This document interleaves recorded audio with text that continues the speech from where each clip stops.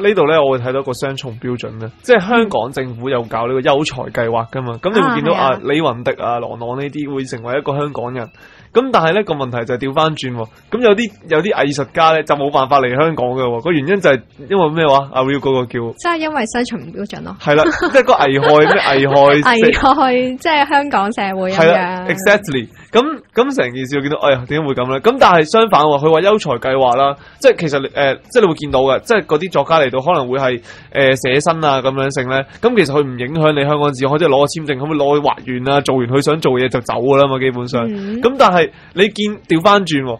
李雲迪嗰啲嚟到，我做咗香港人，咁就開咗一個演唱會咁樣啦，唔係演唱會，演奏會。李雲迪唔唱歌，sorry， 係開咗個演奏會咁樣啦。咁開完演奏會之後咧，佢就即係你諗下，佢開完嗰次之後，有幾多次翻嚟香港開演奏會啊？咁你其實唔知佢係咪住喺香港添？係啦，咁你會見到，佢其實嚟同呢度旅行冇分別，即係同一個入完境簽完證走咗嘅人冇乜分，即係呢個藝術家冇乜分別噶。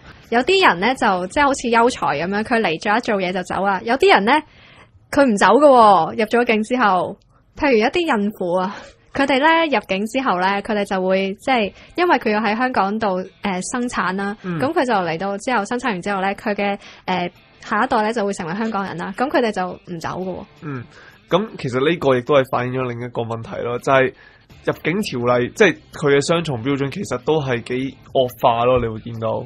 係啊，好似之前咧有套電視劇咁啦，咁有個內地嘅產婦咧嚟到香港啦，咁其實佢嗰陣時係差唔多已經蘇得噶啦，咁但係就冚住自己個肚，去到真係一步攬過咗香港呢個境之外咧，咁佢就即刻話要蘇啦。咁喺呢個情況之下，入境處又點樣做咧？即係嗱，你一定要俾佢生仔噶啦，咁但係咧根據呢個基本法咧，好似話個仔咧就一定會係變咗做香港人咁啊，會有嗰個合法居留權噶咯。